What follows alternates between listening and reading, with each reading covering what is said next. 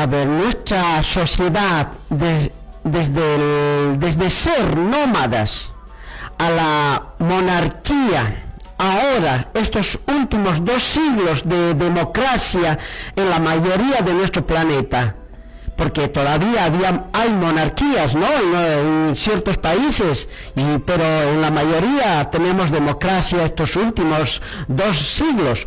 ¿Qué ideología política nos conviene como humanidad y por qué nos convendría esa ideología, viendo que en la que estamos viendo ahora la humanidad está en crisis? Y entonces, ¿qué sería mejor? ¿Cuál es la otra opción?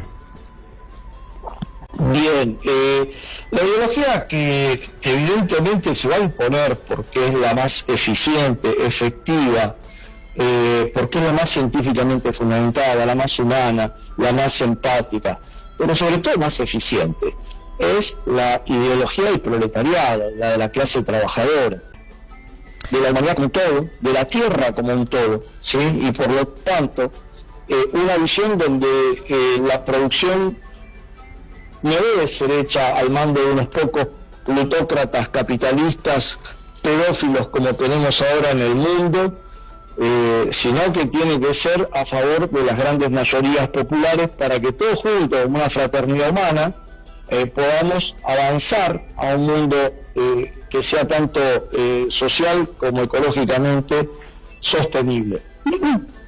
En ese sentido es que la lucha de clases es fundamental. La efectividad de esta ideología se demuestra hoy en la China socialista. China en 1959 toma el poder el Partido Comunista a través de Mao, con Mao a la cabeza, y era un país donde los padres vendían a los niños, donde el hambre era algo cotidiano, donde había sido humillado por el imperio anglosajón, el antiguo imperio chino. A través del Partido Comunista de China y aplicando una política de masas irrealista, sin negar las capacidades que tienen los capitalistas para producir, sino empleándolas en beneficio de todo el pueblo, China pudo ir creciendo, durante unas décadas creció precisamente a tasas chinas del 14% anual, lo cual es una brutalidad, no existió en el mundo antes ni después ese tipo de crecimiento.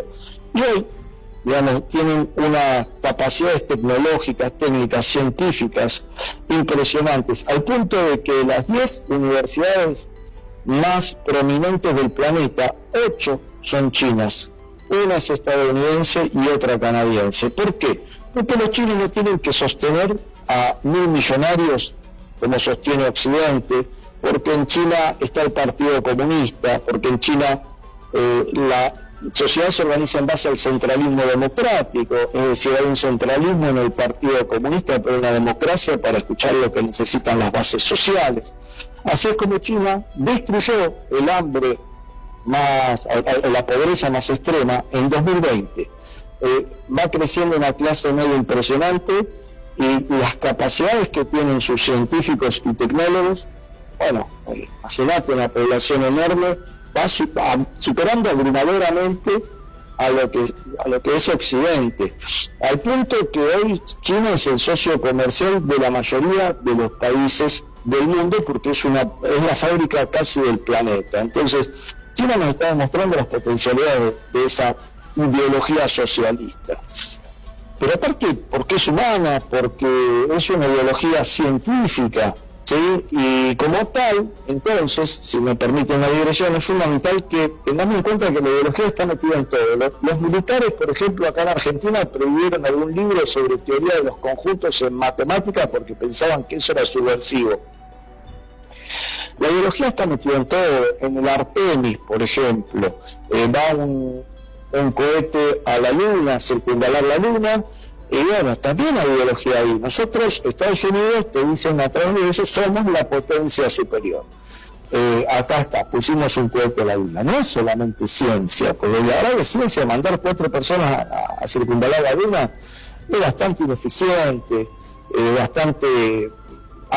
Hasta poco saludable, te diría, porque pueden volver y tener diversas patologías graves que se generan ahí. Pero lo hacen por lo que es propagandístico, por lo que es el rédito político.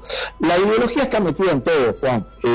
Por ejemplo, había un científico soviético en la Unión Soviética que se llamaba Lysenko, y él había descubierto que se podía hacer que las plantas, que los cultivos pasaran a zonas tal vez más frías o más cálidas de lo que se había visto hasta ese momento, y Occidente, estamos hablando de biología, genética, Occidente lo ridiculizaba. Si vos escribías un libro en Estados Unidos de genética, tenías que escribir contra Lysenko. Bueno, hoy se descubre que efectivamente lo que decía Lysenko tiene un fundamento, que hay diversos mecanismos por el cual lo que vive una planta, el fenotipo, se puede trasladar al genotipo. Digamos, en esas cuestiones genéticas estaba metida la lucha ideológica, pero lo estuvo desde que los trabajadores pudimos obtener el poder mucho más fuertemente, pero siempre estuvo en las diversas herejías que la Iglesia Católica fue persiguiendo a través de la Inquisición. Se expresaban la visión de las clases trabajadoras, por ejemplo, la guerra campesina en Alemania, la Bauerkrieg. Thomas Munzer, había un cura, que era un cura que expresaba las visiones del proletariado, de la clase trabajadora, de los campesinos, de los pobres. Siempre estuvo la ideología de los pobres, de los de abajo, expresándose de una manera u otra. Si nos remontamos aún más en el tiempo, vemos que Espartaco, en el año 70 después de Cristo, se levanta, él era un gladiador, se levanta y va pasando por los pueblos, aniquilando a todos los poseedores de esclavos, liberando a los esclavos y generando un poderoso ejército de esclavos libertos que puso a temblar al Imperio Romano, digamos. Y si vamos atrás, Jesucristo también, de alguna manera, con su mensaje, era un mensaje de un pueblo sometido a un imperio, que era el Imperio Romano, y un profeta que trajo la visión de que, bueno, el ser humano debía liberarse de los imperios. Siempre estuvo la ideología de la clase trabajadora, siempre está, de una manera u otra. El tema es que ahora, a través del marxismo-leninismo, contamos con una ideología poderosa. Es un rayo láser, es superadora, es científica, es humana, es revolucionaria.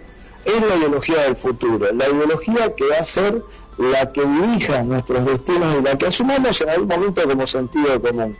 Esto a veces, cuando lo decimos, Juan, parece como que estuviéramos hablando del paraíso, pero es la posibilidad de que el ser humano vea en el otro al hermano, al compañero, al camarada, a la camarada, que se terminen con todas las lacras del capitalismo, el machismo, el clasismo, el sexismo, el racismo, ¿sí? Y que podamos vivir en una fraternidad donde se acaben las guerras, entre otras cosas, donde, por supuesto, en un proceso contradictorio, no estoy diciendo que es todo un campo orégano, ¿no? Pero vos fijate, por dar otros ejemplos, Vietnam socialista, ¿qué no tiraron los yanquis en Vietnam? Bombas de todos los colores, napalm, pesticidas, digamos, plaguicidas para acabar con las selvas.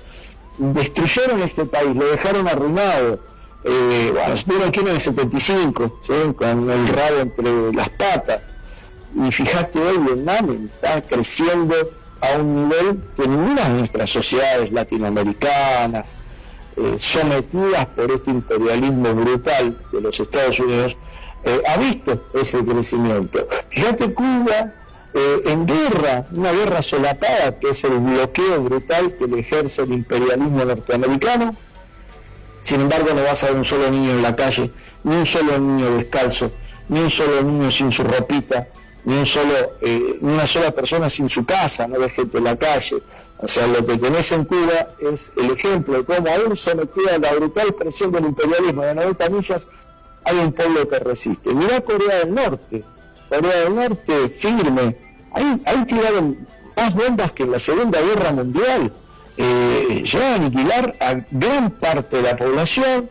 Los coreanos, junto con los chinos, hicieron una brutal contraofensiva que dejaron a las tropas invasoras boquiabiertas, llegaron hasta el paralelo 52, negociaron, y hoy Corea del Norte, cada año que pasa, está avanzando más, es un país digno, es un país que se hace respetar y que no hace política Corea del Sur y que dice, vamos a unificar a toda la Corea y vamos a sacar de acá a las bases norteamericanas. Es decir, los pueblos están aprendiendo a resistir a un proceso contradictorio, complejo, con idas y vueltas, que lleva décadas y centurias, pero la nueva ideología se va instalando porque es superadora y porque la gente vive mejor con esa ideología que con esta ideología capitalista, que lo único que nos ofrece son dolores, angustias, siempre esta idea de que ahora tenés que sufrir porque después vas a tener el paraíso y ese paraíso nunca llega.